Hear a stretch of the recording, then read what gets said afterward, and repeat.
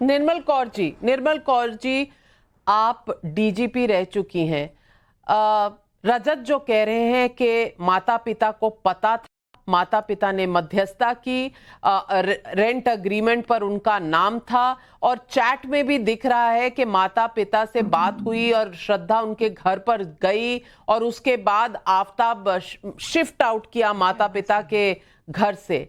इन सब से आप क्या आकलन निकालेंगी कि ये क्या रही होगी प्लानिंग या क्या रहा होगा रुख जो इस हद तक पहुंच गया कि श्रद्धा के 35 टुकड़े कर दिए आफताब?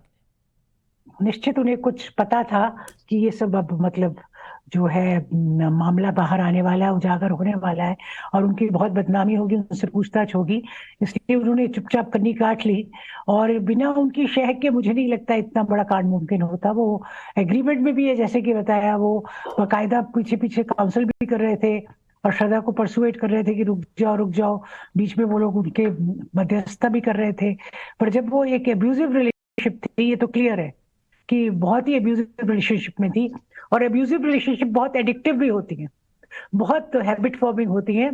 और एक बात और है उनके बारे में, एक बहुत कॉमन सेइंग है कि अगर एक मेढक को आप उबलते पानी में डालो तो उछल के बाहर चला जाएगा, बट अगर आप ठंडे पानी में डालो और धीरे धीरे हीट बढ़ाओ तो वो वहीं पे मर जाता है, वो बाहर निकलने की उसमें एनर्जी नहीं रहती है। वही लगता है श्रद्धा के साथ हुआ।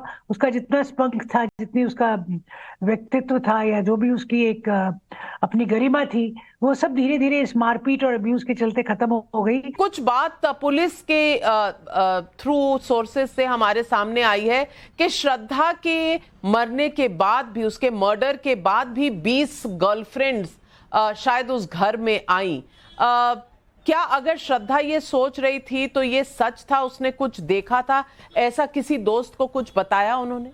नहीं, श्रद्धा ऐसा कोई दोस्त को बता, मेरे से तो कोई कांटेक्ट में नहीं है, कभी मेरे को तो कुछ नहीं बताई।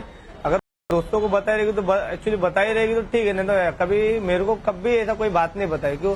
वो फर्स्ट टाइम मिली थी जब एनसी कराने गया था ना मैडम, जब भी मेरे को सब वो डिटेल में सब बताई। उसको मैं डिटेल में सब पूछा, उसको मतलब क्या प्रॉब्लम कैसा, तो बताने लगी हाँ ये लड़की लोग घूमता है ऐसा वैसा, उसको लेके चैटिंग करता है, इसको लेके हम लोग का झगड़ा हुआ, मेरा गर्दन दबाया। उसके पहला भी 3 से 4 बार कर चुका था ये।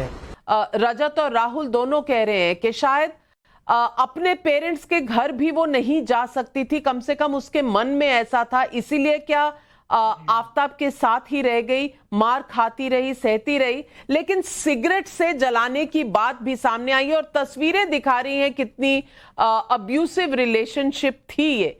क्या ये श्रद्धा और उसके दोस्त, फैमिली कुछ भी अवॉइड कर पाते अगर कोई ध्यान दे? रिलेशनशिप के लिए बहुत स्ट्रॉन्ग काउंसलिंग चाहिए, बहुत स्ट्रॉन्ग सपोर्ट सिस्टम चाहिए, जो कि उसके आसपास था नहीं लगता है। ना पेरेंट्स की तरफ से था, ना तो फ्रेंड सर्कल से था। और वैसे भी हमारा जो समाज है वो अब्यूजिव रिलेशनशिप को बहुत हल्के में लेता है। आप देखिए, कभी भी कई लड़कियों के साथ स्टॉकिंग होती है, कुछ होता है, पुलिस वाले उसको बहुत ही हल्के में लेते हैं कि क्या हुआ, कुछ नहीं हुआ, अरे ठीक है, लड़के तो घूमते ही हैं, लड़कियों के पीछे ऐसा तो होता ही है, हर घर में मारपीट होती है, हर घर में लड़ाई होती है। हम लोग उसको बहुत हल्के में लेते हैं। तो हम इस प्रति सजग नहीं है कि एब्यूसिव रिलेशनशिप कितनी खतरनाक होती है और किस तरह आदमी का पूरा व्यक्तित्व खत्म कर डालती है और बहुत सारी मेंटल चेंज डाल देती है उसकी सोच पे, उसके एक्शंस पे, उसके इनिशिएटिव पे। वो कुछ करने के काबिल बचता ही नहीं है। एक बहुत बात पे वो स्ट्रेस में आ जाता है, छोटी छोटी बातें उसको तनाव देती हैं, एक किस्म का बर्नआउट सा हो जाता है उस व्यक्ति को, और जो एब्यूसिव रिलेशनशिप में रहता है। और जब ये सब उसके साथ होता है तो किसी भी सिचुएशन को अपने आप अकेले फेस करने के काबिल नहीं रहता। उसे तो ये भी नहीं पता लगता कि मैं एब्यूसिव रिलेशनशिप में हूँ।